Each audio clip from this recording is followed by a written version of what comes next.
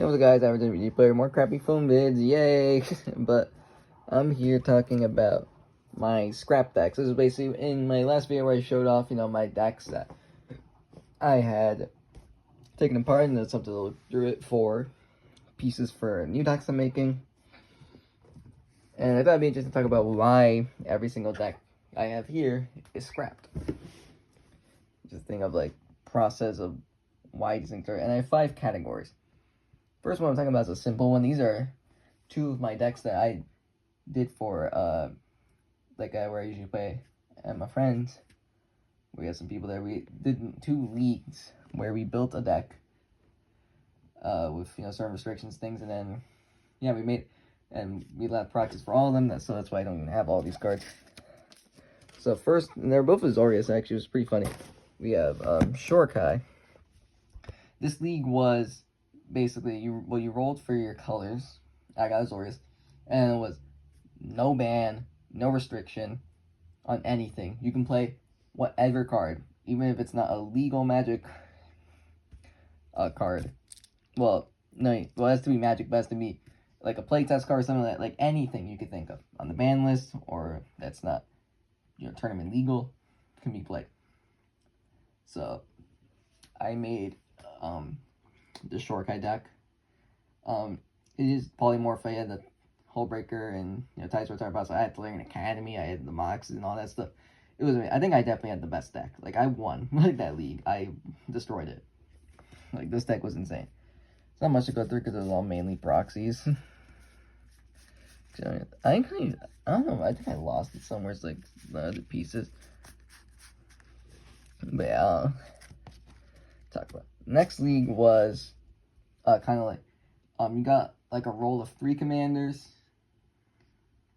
You pick one, and then you make a deck. And we had a budget, and then for how much you won, you got to increase your budget by that much, and then it kept going, and then see how many people won, and that's how we did it. So I got 3 commanders. They weren't that interesting, but the only one I thought that was really good and I really considered was Asperia, the Inscrutable. This combination of player, choose a card name. That player reveals their hand. If a card with the chosen name is revealed, search the for a creature card with flying revealed, put into your hand, then shuffle. So basically, the way it was find a way to know the information of what cards people have, get some good flyers, and yeah, some pretty good stuff. So Zura's Weirding is one. Smirking Spelljacker, this card's amazing. Some other stuff. I had like Telepathy and other stuff. And I also had things to increase my damage with Double Strike, like Duelist Heritage, and other ways. Telepathy. And then just some good flyers. So that was it. So yeah, these decks aren't just scrapped because they're part of the league, and so they're all composed of a lot of proxies. So that's it. Now some of the kickers. First one, maybe the most interesting. Either too broken or unfun, or both. The first one, my most infamous deck I think in my play group, most maybe busted, most infamous deck I've ever concocted, is Joe the Unifier. This deck's disgusting. It truly is a disgusting deck. Legendary creatures plus X+X, ranks the number of legendary creatures you control. And then when you cast legendary spell, you can exile cards from top of your library until you add a legendary non-land card. Just mana value. Cast that card without paying its mana cost, but the rest on the bottom anywhere. So it does that. Legend Cascade and just buffs all your legends. It's a ridiculous card. This deck was insane. It had a lot of things. I made it a human sub-theme, but this deck was ridiculous.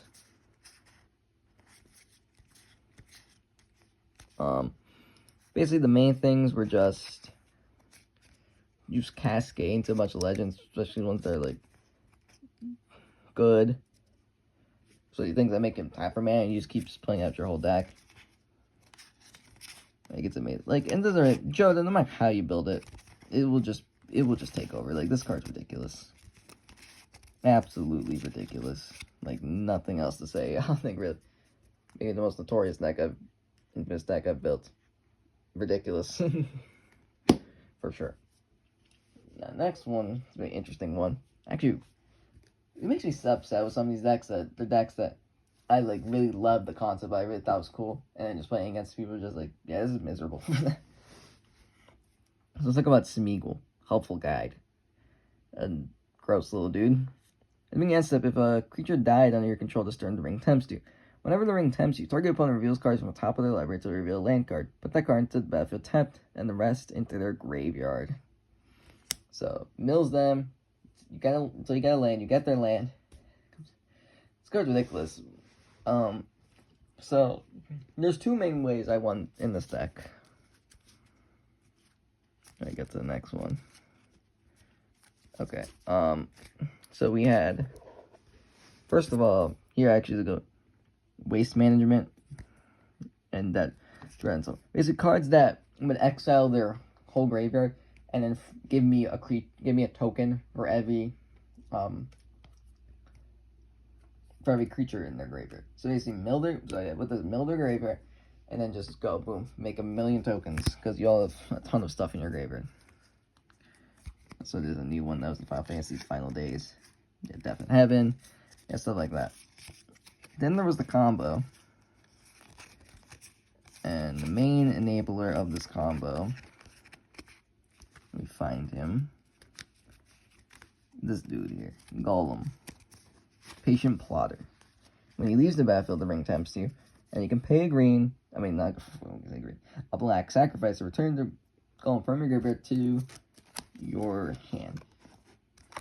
Before I thought it was even more broken, I thought it was to the battlefield, but no, it's just to your hand, which makes a lot more sense. It's more fair. But basically with this, because you can just keep sacking it and get a land in, you can do some broken stuff. Now, it requires a lot more cards to set up. You're going to need... Now, the main thing... Let me see if I can find it, the card as well. I'll just say, it's Bloodghast. So, Bloodghast... Oh, here he is.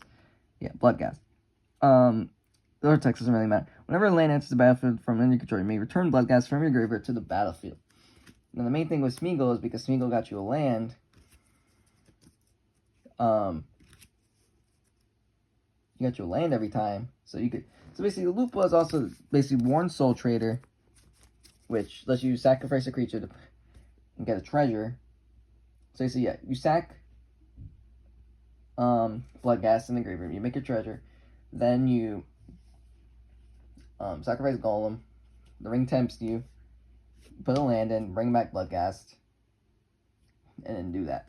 Now to make that work, maybe you have like if you saw their Driven Odd, which doubles your death trigger as a Pitiless Plunder. You know, there's a lot more other things. You need a lot more to sustain that combo. Since Golem doesn't enter the battlefield, it comes in your hand. You're gonna need ways to make more mana to be able to sustain it.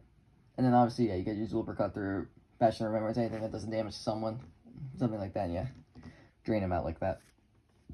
But yeah, well, the main thing is like it's just no one likes milling. So like in my playgroup, I'm gonna be honest, not that good. My breakups, and yeah, they don't like mill at all. So like, yeah, no, mill, like in those type of playgroups where they don't like it, never gonna be good and acceptable.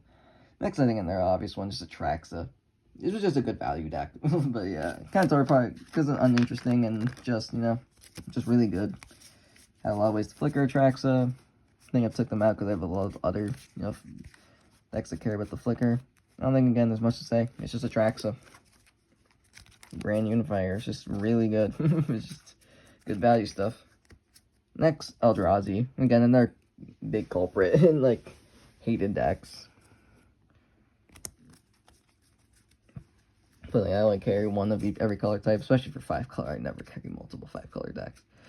But yeah, it's just Eldrazi, good stuff. I have Uglin's Labyrinth in here. I have Uglin's Binding. I have a ton of stuff in here. It's just a good Eldrazi deck again. I think nothing much to say. Everyone knows Eldrazi.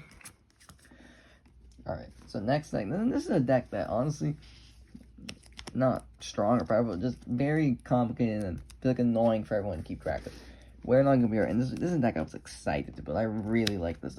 As soon as I saw like the Stranger Things, Will and Lucas, I was like, this has to be a deck. I really want this deck. This deck looks so cool. So we have the main key here is Wear Knock. When he enters or leaves, each opponent may investigate. Each opponent who doesn't lose 1 life, and you investigate X times or X number. 1 plus the number of opponents who investigated this way. And Bjorna has a simple ability: tap, sacrifice another effect. Bjorna does 1 damage to start creature, go to that creature. So, it was pretty simple. You flick Weirnog, and then, yeah, you just make a bunch of clues, or do a bunch of damage. Okay, I'm flickering. Okay, so 2 times. Do you want a treasure, take a damage, or both, or what? You just had to do it over and over. And it was just way too much for everyone to keep track of, including me. It was just way too much. And especially now, I kind of have a little bit of a better version of it anyway with the 7th and 8th, I feel like. Some of these also could go with subcategories of another category I'm going to show off after, which is my final one. But yeah, this is Weighing on Yorna. It was, I really like the concept, but it kind of just was not that fun to play against. I mean, yeah, you got Deadeye, you got all your stuff. Yeah, really liked it, but no, not for. Now this one again, this is gonna be another really easy one. Ixel, Sign of Atraxa, 2/5 Vigilance, Flying, Toxic 2. End step, each opponent has 3 or more poison counters. Exile the top card of the library. You may look at and play those cards as long as they remain exiled. Spend mana as though any color to cast them. Yeah, this combines 2 of the most hated things ever, which is Infect and taking your opponent's cards. No. You were gonna draw so much hate with this card. It's insane. It's good, but it's insane. Yeah, really, yeah, it just didn't work. Well, no, it's great. It was just people don't like it. I love this. I love it though. Yeah. But it's pretty simple. Yeah, just spread the poison around, and then yeah, just get the value. You really don't even infect people out. A lot of times, you just just get the value. You just hit them because toxic. It's just mainly just to get the corrupted, but still, you're still just taking people's cards anyway. So yeah, that is that, and that is my last of the decks I've caught of just very powerful or hated or both. Next, I'm gonna talk about my failed concept decks.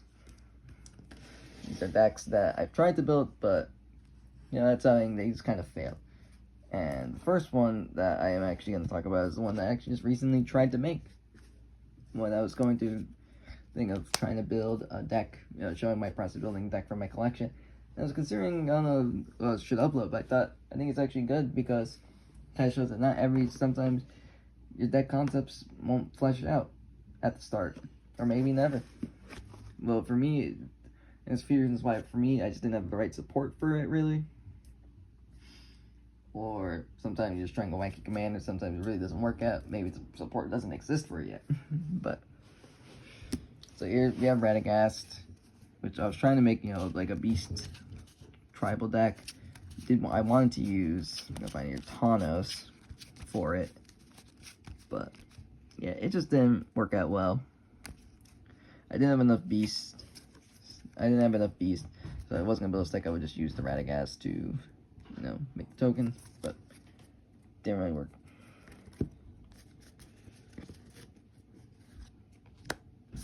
You have the 5th Nocturne, Clara Oswald. It just didn't really work.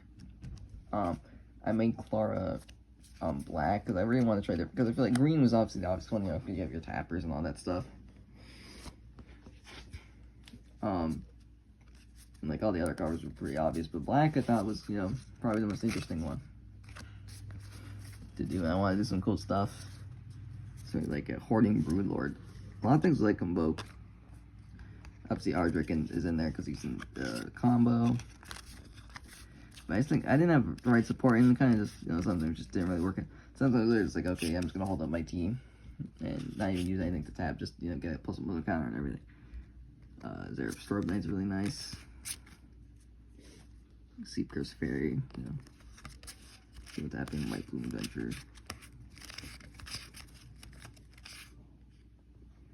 Arcade Ganon. Sinister Starfish, black card. Conqueror's Galleon. Like, it had some cool stuff. I really wanted this concept to work out, but I just don't think I had the right stuff for it, even though I think it could be really cool. Yeah, I really like the concept. I just didn't think it worked out too well. Next, we have a cool Unrepented. This is a really good guy. He, 4 mana for 5/5 flying trample, but you can sack 3 other creatures and may put a creature card from your hand onto the battlefield. Activate only as sorcery and only once each turn. The problem is, it's really hard for me to do great, because either my hand would just be empty and I have a ton of fodder, but I just didn't have enough to, I didn't have anything to play with him. Or if I did, I could just, play for mana, because I just didn't have anything else to do. Or I just had all my big stuff and not enough fodder for him. So, but when it worked, it really did work, and there was some cool stuff in here. And that's the Chambler. And that Boiling Outburst. Lethal Demolition. The Deer. Like, I had some cool stuff.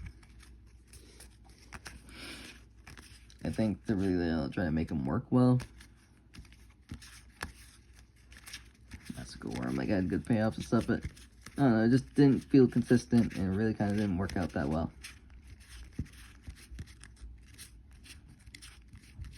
So yeah, that was the problem.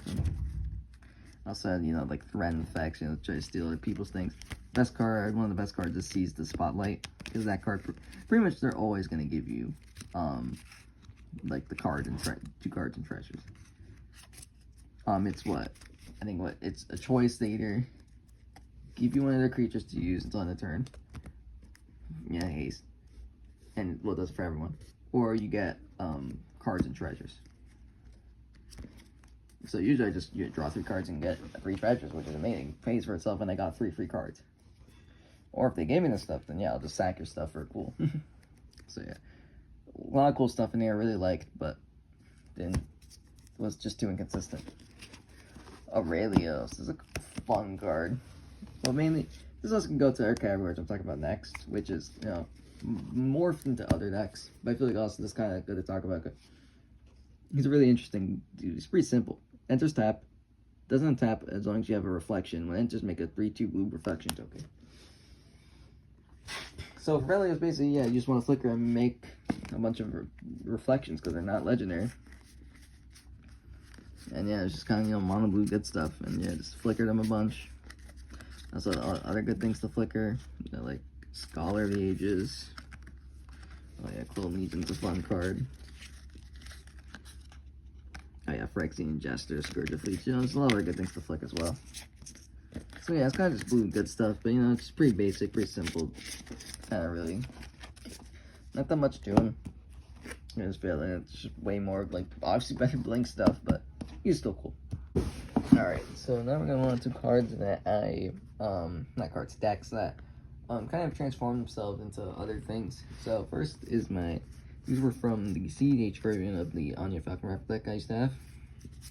Use Wargorger and cards like Necromancy, Dance of Dead, Animate that to, win as a combo.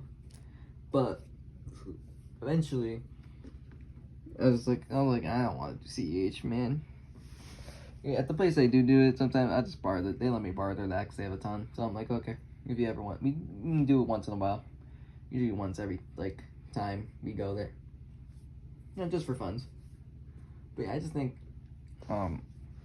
never really, and it wasn't really ever that good.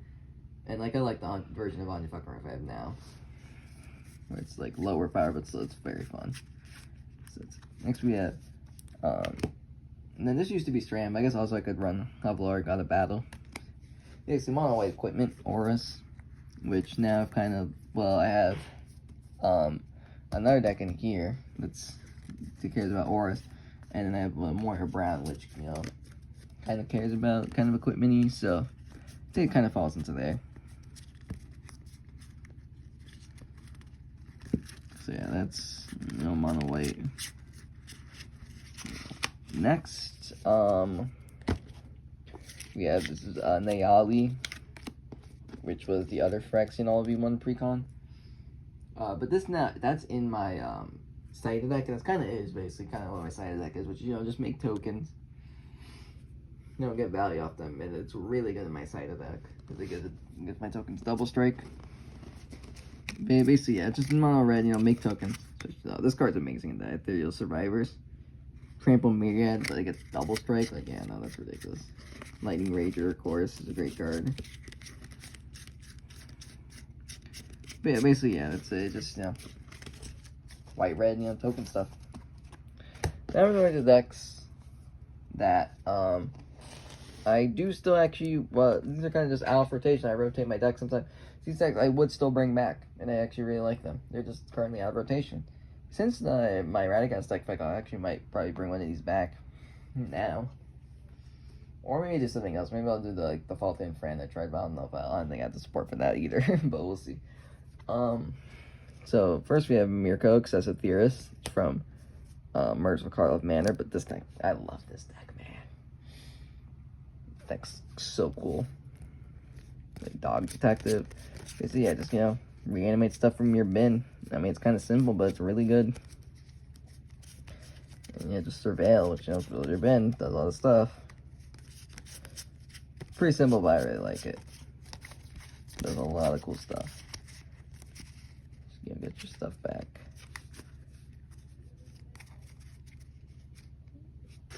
So yeah, Mirko. Really like him. Yeah, just gets counters when he surveils, and then bring stuff back for Finality Cut. Now that can actually I'm actually gonna talk about both these decks together because they're kind of the same basically, except a little bit different. But I say they're basically the same. Where is the other one here? Let me hold off. Kenrith. Kenrith's super fun. I love playing him. Love bringing him in. Just right now I have Terra as my 5-color commander. I want to try that, but I always bring Kenrith back. He's super fun to play. Just my current version of Kenrith is all politics. We have every single vote card, like stuff to care about vote. Pretty much also every single vote card. Just political cards in general. Turf War, I love that card. But yeah, that's basically what he does. I mean, I do have some still the good stuff, Dismissing the Dreams. And I have, like the Reducers, Training Grounds, stuff. I still do have some, good stuff. Yeah, Biomancer's Familiar. Obviously the Monarch. I have like all the stuff that cares about that. Tibet. Pramicon. So yeah, that's basically, just kind of just all like, the politics stuff. Really fun, always great to bring out. Especially also, if I'm ever going into, this is never a deck I'll bring into like a new play group or I'm going to just LGS for the first time. Like, this you need to establish your play group before you bring it in. Or any kind of like deck that kind of is like political like that. Ariette. This is a fun one also. Talked about things like the auras. This is the deck. So Ariette, enchants a creature. It can't attack you or planeswalkers. If it's enchanted by an aura you have. And that's if you drain everyone and you gain life, where is the number, where X the number of auras you have. So you have some, fun stuff. Clawing Torment, -1/+1, can't block. Wound Reflection is so fun. And just double your damage that you've drained from everyone. On Unquestioned Authority. Draws cards. It's actually an Unknowing Indenture. Returns the creature to definitely control with a counter on it. So basically, if their stuff dies, it will come back to you. Soul Strike Technique, which when that thing will die, it'll manifest your card, so you get your card back. Solitary Confinement, which is actually pretty good. Basically, yeah, it just makes sure no one can do anything to you. And yeah, I mean, yeah, if you just keep draining them and stuff, you'll be chilling. Oh, Skyblaze Boon's amazing. +1/+1 flying, and you can pay 3, return it to your hand from the battlefield or the graveyard, which is super nice. Basically just means this aura is never dead. Like, even if like their thing dies, you always get it. But that's what the main thing you want. Enchant their thing. That means that you want to be able to like get it back. In the same vein, Send Lies. +1 Visions, but it can escape for a white and exile 2 cards. Nurgle's Rot's an amazing card. When it dies, you return it to your hand and you make a 1/3 Demon. This card's like a perfect card for area. Gives you the aura back, and it only costs the black, and then you get 1/3 from it. So yeah. Necrosynthesis. When a creature dies, put a counter on it, and when it dies, you can look at the top X card of your library. X is powerful when in your hand, the rest on the bottom. So if that card dies, it'll get you a little bit of selection, and the card back. Get Mogus's Favor. Again, another card that can come back. +2/-1. Minions Return's amazing. Little kicker card. This is a fun one. This card just it's funny. Mind Whip. During charge creature's controller's upkeep, he or she may pay 3 mana, or Mind Whip does 2 damage to them. If Mind Whip deals damage, just way tap that creature. So they have to pay to keep it up, or they're just gonna take extra damage for that card. I don't think it's that good, but it's just so funny. I think Rafine's Guidance. Pay 3 to play from the graveyard. Lich's Master. Now this is a card. This is a great card. Hexproof. You can't lose the game. When you gain life, draw that many cards. Whenever you lose life, for each 1 life lost, exile permanent you control a card from a graveyard. And when it leaves, you lose the game. So with Area, you're gonna be able to end stuff like probably like usually on average if you like gain 4 or 5, draw 5. Like yeah. It does have that downside, but I really like it. It's like a cool Gambit card. I don't know, I'm going in depth so much about it, but I really like it. Bonus, because you're gaining life. Asterion's great. It can either gain you life if you need it, or deal the damage to them. Ravager can just start ending the game quicker. Boggart, you know, just no thing. The bestow ones are really cool because yeah, you'll get the creature back. Night Doves. Oop. Yeah, I don't know, I'm going into depth about it, but I really like this deck. Codsworth. Cool card here, Shane McCormick. So whenever a creature in the opponent controls becomes a target of a spell, but you put a bounty counter on it. Every creature you're carrying or die, put 2 counters on Shane McCormick. And he can make their stuff lose. Hexproof, Indestructible, Protection, Shroud, and Ward, which is so cool. This one really good. Yeah, I'm kind of not going to skip over. Yeah, Light Paws. It's Rams in here, obviously. But Light Paws, no, I'm talking about Light Paws, actually. If I have Light Paws, though, I feel like the deck just completely goes a different direction. Because Light Paws needs to be enchanted. Well, enchants it onto Light Paws.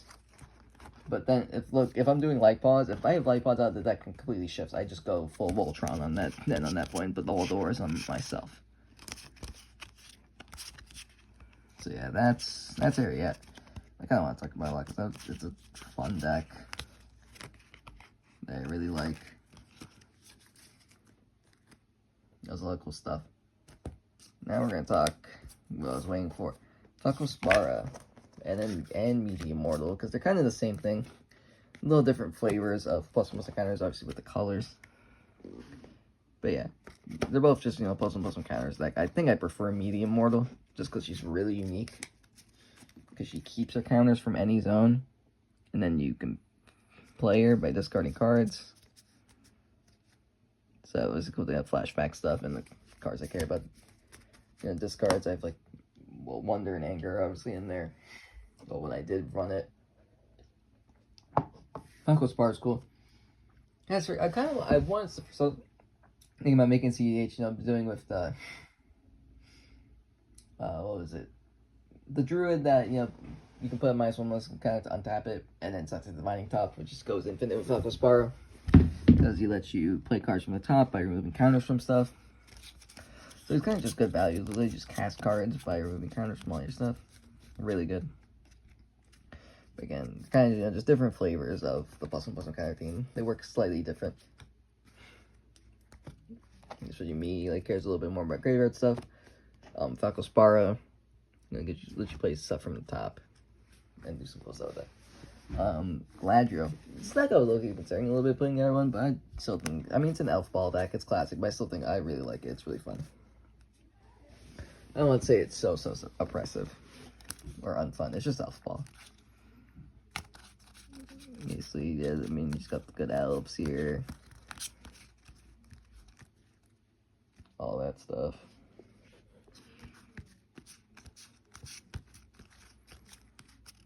But I mean, Gladiator does a little bit of interesting stuff with, you know, the ring temps.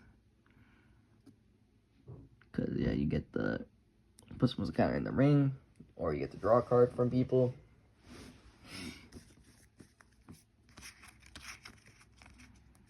Let's see, I don't know what that shouldn't be there. But, yeah, that's, I mean, just a basic elf ball deck. Pretty good. Next we have Nalia the Ardennes. I don't know. Let's go. This is the Party Time Commander, and it's a sweet deck. Cares about the party mechanic. You know, it's like clerics, rogues, warriors, and wizards. And if you have full party, you can put counter on everything. Give them depth touch. I think that kind of just does everything you need. Let you play stuff from the top, so just good card advantage. And then once you have your board, it'll just start pumping it up, and you'll do stuff. So yeah, it's got my good mix, you know, of like all the stuff. Butch from Fallout, which is a cool addition. So yeah, I don't know, maybe this might be the deck I bring back. A Seasoned Dungeoneer, which is a card that broke. Well, I forgot what it broke. I think like, well, these these only go into like Legacy and stuff. So yeah. Oh yeah, Demon Pyromancer is an amazing card. Oh yeah, Mage's Tenant's amazing. Gives you 2 of the creature types you need.